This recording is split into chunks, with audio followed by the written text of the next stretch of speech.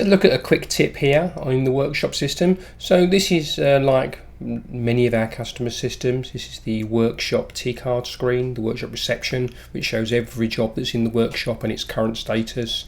Moving across the top of the screen here, we can see everything is. But quite often as a service reception, a lot of these jobs are waiting for something that we can't do anything with. So they're parts on order, the cars are on site maybe, or they're waiting in collection or whatever. Quite often when you're sitting as a service reception, you're really interested in what can I do, what do I need to do now to move things on. So therefore it's quite useful to look at cars where something is happening today, and that's dead easy. Top of the screen, today's jobs, click that, and suddenly the screen becomes a lot clearer. We can see exactly what's happening today. These are the work that's in that haven't been started, that's what's in work now, been done so far, needing restarting, completed, awaiting invoicing. I can manage that much easier. Hope that's useful. Thank you.